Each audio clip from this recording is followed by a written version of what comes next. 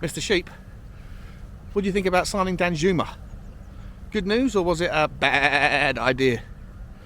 Yeah. You're going to wait and see, aren't you, mate? You're going to wait and see. Fair enough. Fair enough.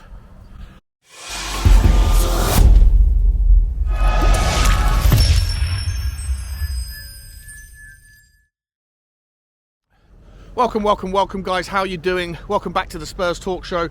I am Sean Butler. Bugsy Malone is just in front of me. This is episode 142 of Tottenham Walks. And I'd like to ask you a couple of favours, guys. If you don't mind, please hit the like button for me on your way in or out of the video. Hit the subscribe button if you haven't already. Join the 4,700 people that have joined the team before you. And also drop a comment if you'd like to participate in the conversation, and of course hit the notification bell as well so you can be first to see the new content as it's dropped. Content that as of now is going to be not just my morning walks, my Tottenham walks, but also we're getting back into streams. We got back into them for the first time last night in a few months. Myself, Adam William Cahill and the Jory got together and we spoke about all things relating to Tottenham Hotspur right now. I thought it was a really good reintroduction into streaming, so I'm looking forward to doing more of those, guys. Please keep a lookout. We're starting that again tonight. Tonight we're doing a bit of a fun one with Jack Kanicki. It's going to be he and I trying to figure out what does the Premier League table look like if it was ranked by squad strength. And because obviously some of those teams are going to have, or some of those squads are going to have players that don't play very much, that we're not going to be very familiar with, we're probably going to need to have some help, a lot of help, from the guys in the comments. So if you are free at 5 PM UK time this evening, then do stop by the Spurs Talk Show and we can figure it out together whether or not Tottenham Hotspur are ultimately punching above our weight or below our weight relative to the strength of our squad and the depth that we have to work with. So let's start today's video though, guys, with obviously the updates. There's a couple of things cooking at the moment. And it's all very exciting. Following the Fulham game, which lifted everyone's spirits, created that kind of small little gap between the teams beneath us, and try to close the gap a little bit on third spot. We're only 3 points off of third place now. And then you go and hear today, or yesterday you hear, that we've hijacked the move for Danjuma, and that today we might finally get our man Pedro Porro. And there's also rumours about Skriniar being Tottenham's #1 choice for 20 million quid from Inter Milan. All of a sudden, guys, things are cooking. The wind is blowing in a nice direction. The clouds have somewhat parted and the sun is almost breaking through a little bit in terms of optimism around what can happen now for the remaining 4 or 5 days of the window and then going forward. Now, of course, there is the argument to be made that we shouldn't have had to always wait until the last week to get things done. The Mexican standoff of no one wants to shoot first, but everyone's waiting for the other. It's incredibly frustrating. It's not the tactic that every team employs, and I understand those people that are frustrated with Daniel Levy and Enoch constantly having to be reminded of these things, that there is no need to necessarily have to wait until the last week. Because even if you are successful in haggling over 4 or 5 million quid, even if that's the case, how much money will we have lost in potential Premier League prize money at the end of the season if we finish 8th versus 5th because of the points that we could have got if we'd had Porro in the right wing back position from the start of January? It's a question we'll never know the answer to because they're different timelines, different realities. But if it's the difference between finishing 4th and 5th, then that was it worth 5 million quid to cost yourself 40 or 50 from not qualifying for the Champions League? And that's the margins.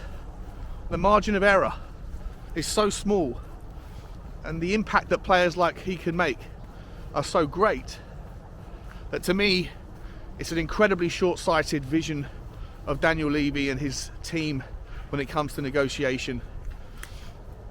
It's something that I find very distasteful. But by hook or by crook, it seems like we might be getting there with Pedro Porro. And guys, what an absolute beautiful player he will be for us with the ball at his feet going forward. He's in the top 1, 2 or 3 percentile for basically every single offensive attribute that you could look to from a fullback or a wing-back across the top 5 leagues in Europe. Absolutely insane, the numbers. And for someone who's 23 years old, who plays in the right wing-back role, so he hasn't got to adapt under a Conte system, I think he will be phenomenal. I think he'll come in and fit right into the English league as well. And I cannot wait. What I would say though, is that defensively, his defensive stats are not superb. When you compare him to other wing-backs and full-backs in the top 5 leagues, on tackles per game, successful tackles per game, successful attempts to stop people that are dribbling at you, all of those types of metrics that would be more of a concern when you don't have the ball, he drops down to be in the bottom third, the bottom 33 percentile for most of those things. And so you're looking at a player that fits a wing-back role, but I do wonder whether or not he would fit a full-back role in an environment where Antonio Conte wasn't around in 6 months' time. And look, some people believe he is going to stay, that he's happy and he's given enough indication that he'll be here. Other people believe that he's absolutely not going to be here. I don't know what to believe. DiMarzio walked back his comments a couple of days ago from going from there's absolute certainty that he won't be here to he might be here, but it depends on his personal family-based reasons, family life reasons.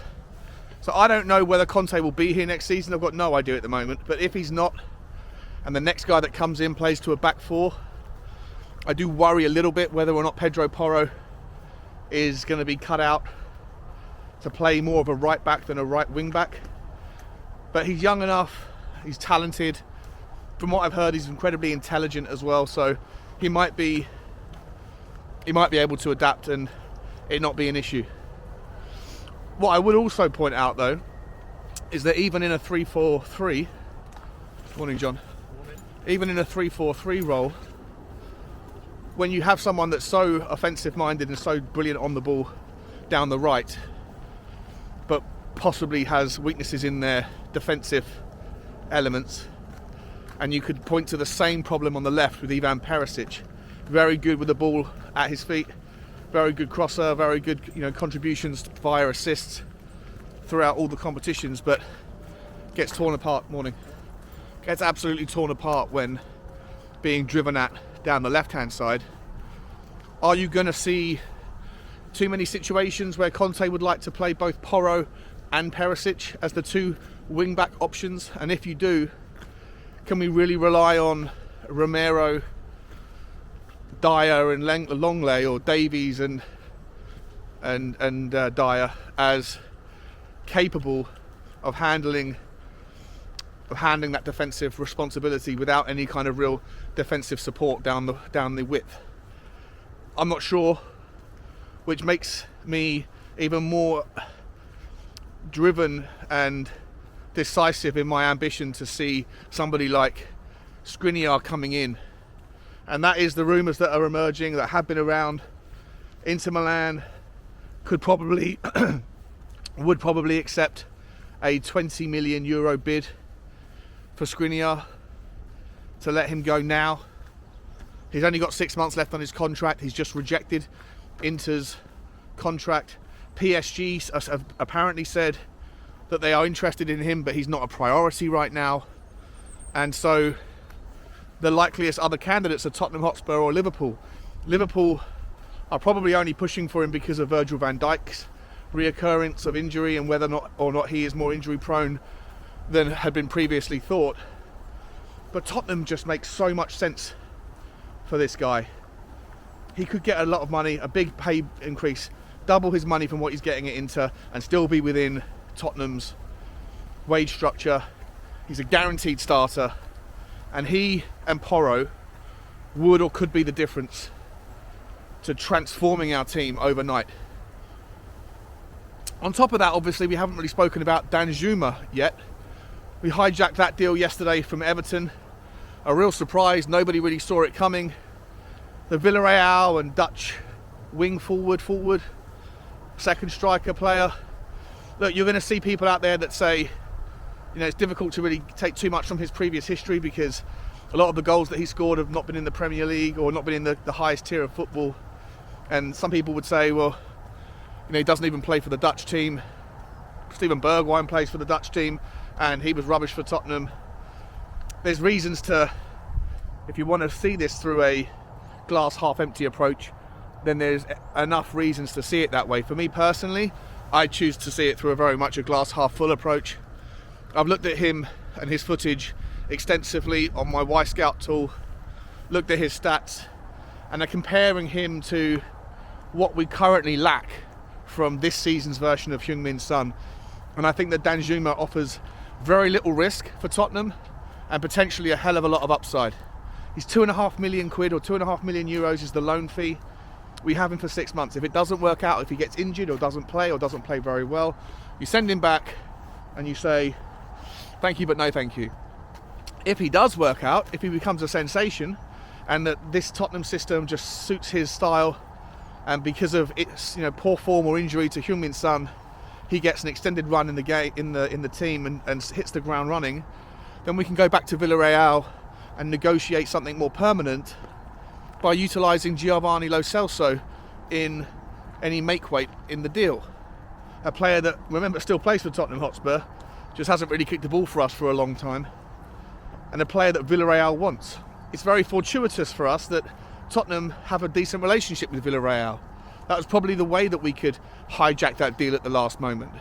How many teams can Tottenham point to and say we have good relationships with the chairman of those clubs? Usually because Daniel Levy's inability to negotiate with good faith, that often works out to be a situation where the relationships are soured. But to me, guys, Danjuma coming in, offering a hell of a lot of different options. He can dribble and drive and run direct at defenders, terrorising them. He can cross the ball, he can look up and find the right pass, and he's got a finish on him as well. He's got a good right foot. He won't be used in every game, but he can be used in certain games, in certain moments where needs must, or where the options suggest that would be the best path to take. And I think that with these three signings, if we get Pedro Porro done, if we get Danjuma officially done today, and if Skriniar can come in, then we have an absolutely a game-changing transfer window to talk about, and something that, for me, can transform our season, and the outcomes that could then be possible look far, far more impressive than what they currently look like under this kind of hazy, cloudy January that we've had, which, let's be honest, has been a disappointment from start until at least very recently. So for me, guys, let's hope that we hear good news about Pedro Porro today. Let's hope that we get the Danjuma deal done and finished and finalised and have him holding up the shirt. And then we've still got 3 or 4 days to see other things. What can materialise? Could the Skriniar deal be done? Would you be okay with signing him on a pre-contract if it meant not signing a centre-back for this season, but knowing that you have Skriniar next season? Let me know your thoughts on that one. What about Raya, the goalkeeper? I don't think that's going to happen in the next 4 or 5 days, but we are favourites to sign him in the summer, and that I'd be absolutely over the moon with him as a replacement long-term solution for Hugo Lloris. Things are starting to look positive, guys. Things are starting to look up. Nothing's concrete, nothing's signed, sealed and delivered yet, and of course things can go wrong very quickly. Just look at Everton. But for me, I'm excited. I'm looking forward to Preston on Saturday now, and hopefully we might just have 1 or 2 new faces emerge for that game. But either way, the FA Cup is back. We'll be talking about that. I'll see you guys tonight at 5 PM with Jack Kinnicky from the Irish Hotspur as we go through the Premier League stack rank based on squad depth. Like, share and subscribe, guys. Have a wonderful day, and as always, bye-bye.